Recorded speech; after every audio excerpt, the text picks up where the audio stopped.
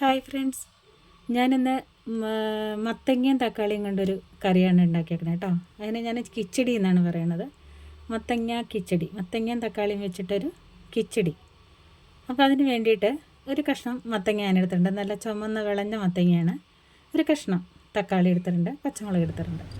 അപ്പോൾ മത്തങ്ങ ചെറുതായി അരിഞ്ഞിട്ട് പച്ചമുളകും പിന്നെ മുളക് പൊടി, മഞ്ഞൾപ്പൊടി, ഉപ്പും കൂടി ചേർത്ത് വേവിച്ചെടുക്കാം. ആവശ്യത്തിന് വെള്ളം കൂടി ചേർത്തിട്ട് ഇത് വേവിച്ചെടുക്കാം. മത്തങ്ങയ്ക്ക് അധികം വേവില്ലല്ലോ. മത്തങ്ങ ഒന്ന് പകുതി വേഗാകുമ്പോൾ മാത്രമേ തക്കാളി ചേർക്കുകയുള്ളൂ.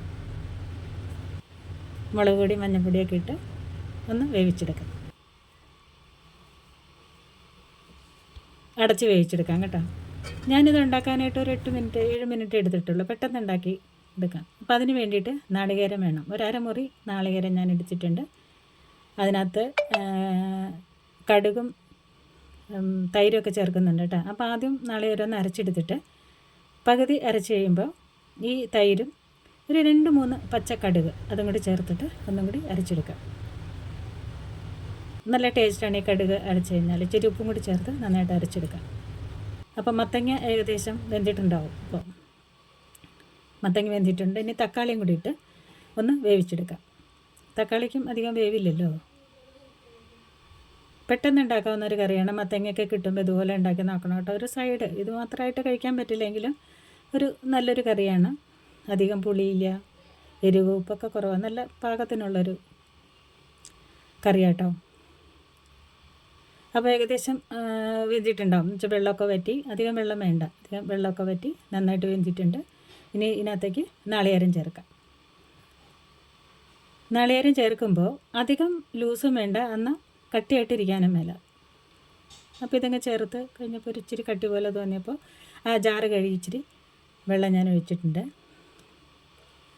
അപ്പോൾ ഇന്ന് ഞാൻ മത്തങ്ങ കൊണ്ടൊരു കിച്ചടിയാണ് ഉണ്ടാക്കിയേക്കണം. കഴിഞ്ഞ ഞാൻ മാങ്ങ വെച്ചിട്ട് ഒരു പച്ചടി പോലെ ഉണ്ടാക്കിയിരുന്നു. അത് അരച്ച് കലക്കിയെന്നും പറയും, കിച്ചടി എന്നും പറയും കേട്ടോ.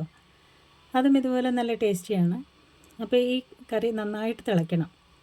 ഇത് നന്നായിട്ട് തിളയ്ക്കണം. നന്നായിട്ട് തിളച്ചതിന് ശേഷം നമുക്ക് വറുത്തിടാൻ വേണ്ടിയിട്ട് വെളിച്ചെണ്ണയാണ് ഞാൻ എടുക്കുന്നത്. വെളിച്ചെണ്ണയിൽ കടുകും വറ്റൽമുളകും കറിവേപ്പിലൊക്കെ ഇട്ട് വറുത്തിടാം.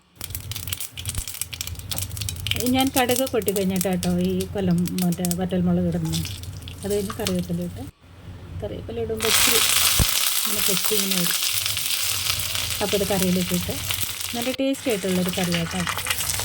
അപ്പോൾ ഇതിൻ്റെ കമൻറ്റൊക്കെ പറയണം, ലൈക്ക് ചെയ്യണം ഇഷ്ടപ്പെട്ടെങ്കിൽ. നല്ലൊരു കറിയാണ്, പെട്ടെന്ന് ഉണ്ടാക്കാവുന്ന ഒരു കറിയാണ്, ടേസ്റ്റിയാണ്. മത്തങ്ങ കൊണ്ട് കിച്ചടി നല്ല കളറാണ് കാണാൻ കേട്ടോ. ഇത് കാണുമ്പോൾ തന്നെ നമുക്കെടുത്ത് കഴിക്കാൻ തോന്നും. അപ്പോൾ ഇന്നെൻ്റെ സ്പെഷ്യൽ മത്തങ്ങ കിച്ചടി. ഇഷ്ടമായെങ്കിൽ ഞാൻ പറഞ്ഞല്ലോ, കമൻറ്റ് ചെയ്യണം, ലൈക്ക് ചെയ്യണം. ഇനി അടുത്തൊരു നല്ലൊരു ഡിഷായിട്ട് ഞാൻ വരാം കേട്ടോ. അപ്പോൾ ഓക്കെ, താങ്ക് യു.